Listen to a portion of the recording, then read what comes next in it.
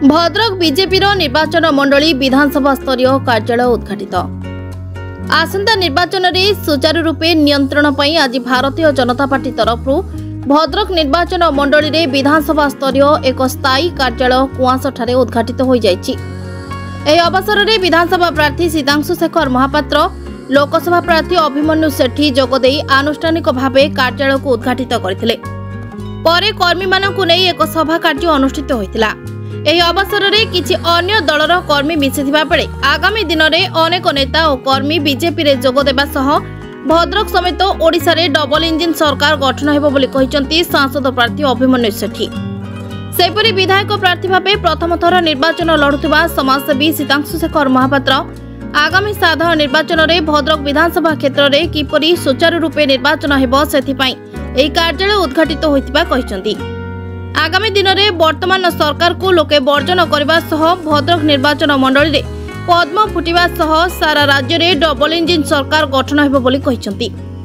आज भद्रक विधानसभा क्षेत्र नूतन कार्यालय उद्घाटन अवसर में जोपरी भाव में कार्यकर्ता मानकर नेतृवृंदर और साधारण जनता उत्साह परिलक्षित होती गोटे जिनिस सूचना दूची। आगामी दिन में भारतीय जनता पार्टी प्रार्थी माने एठारे विजयी होबाकू जाउछंती। मोदी जींकर विकसित भारतर संकल्प मोदी ग्यारंटी को ओडिशावासी ग्रहण करिसंती। एही अवसर रे जो माने आज भारतीय जनता पार्टी रे विधिबद्ध भाव में योगदान कले तांको सर्वप्रथम मु भारतीय जनता पार्टी को स्वागत करुछि एवं आगामी दिन में आहुरी बहुत नेता एवं कार्यकर्ता माने अन्य दल छाड़ी कांग्रेस एवं बिजु जनता दल छाड़ी भारतीय जनता पार्टी योगदान करने पई इच्छा प्रकाश करछंती। गोटे कथा मु कहबी ये जो साधारण जनतार उत्साह साधारण जनता भितर मोदी जी प्रति जो विश्वास रही ताहा भद्रक निर्वाचन मंडली क्षेत्र में जो स्वप्न रही निर्वाचन भद्रकवासी मेडिकल कॉलेज विश्वविद्यालय टेक्सटाइल पार्क बन्यार स्थायी निराकरण भारतीय ओडिशा रे यदि Bharatiya Janata party double engine सरकार आसे ताहा आमे पूर्ण करने को जाउछु एवं निश्चित भाव में ताकू पूर्ण करिबु।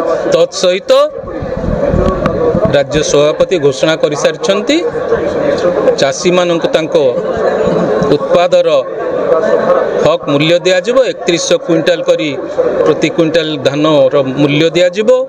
गतकाली भी घोषणा करा जायछि माँ भौणी मानक पई प्रति मास 1000 टंका भत्ता भी दियाजिबो। पई आम समस्ते मिलिमिशि काम करिबु एवं जो माने दीर्घ दिन धरी कौनसी कारणरू मुख्य भारतीय जनता पार्टी मुख्य स्रोत रे सामिल हो नथिले आज से माने आसिक पुणी थरे भारतीय जनता पार्टी कार्यक्रम रे पहुंची सहयोग हाथ बढ़ाई।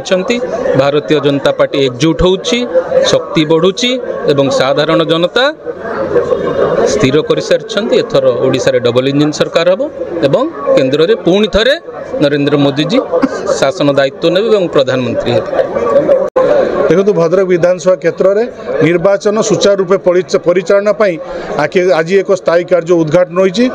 कार्यक्रम में आमर जी लोकसभा प्रार्थी श्रीयुक्त अभिमन्यु सेठी महोदय उपस्थित थे और अनेक वरिष्ठ नेतृमंडली उपस्थित थे। समस्त कार्यकर्ता आज ये उपस्थित हो समस्त उत्साहित अच्छा। आगामी दिन में भारतीय जनता पार्टी की किपरि भद्रक केवल भद्रक नहीं भद्रक विधानसभा क्षेत्र और भद्रक लोकसभा क्षेत्र में किपरि यशस्वी करेंगे से समस्ते आज संकल्पबद्ध। कारण दीर्घ 24 वर्षर जो भ्रष्टाचारी सरकार विरुद्ध रे आज समस्त ओडिशावासी स्थिर कर सारी मनस्थ कर सारी एथर परिवर्तन आवश्यकता अच्छी। कारण दीर्घ 24 वर्ष धरी जो कला पटी ओडिशावासी आखिरे बांधी आज ओडिशावासी जानी सारी अनुभव कर सारी ना आउ एथर बिजु जनता दल उपर आम आशीर्वाद करूँ ना कि भरसा करूँ ना। कारण दीर्घ 24 वर्ष आम जो जहाँ पर भरसा करूँ एबे एक नूतन परिवर्तन करूँ एवं प्रधानमंत्री जो विकास धारा समग्र भारत वर्ष चलती ताहा किपरि ओडिशा रे त्वरान्वित हो से आमर जी सभापति राज्य सभापति माननीय श्रीयुक्त मनमोहन सामंत नेतृत्व में ओडिशा रे डबल इंजिन सरकार एवं भद्रक प्रथम थर पद्म फूल फुटिब एथिरे कौनसी संदेह नहीं। धन्यवाद। भद्रकरू राजेश कुमार महांतों रिपोर्ट संपर्क टीवी ओडिशा।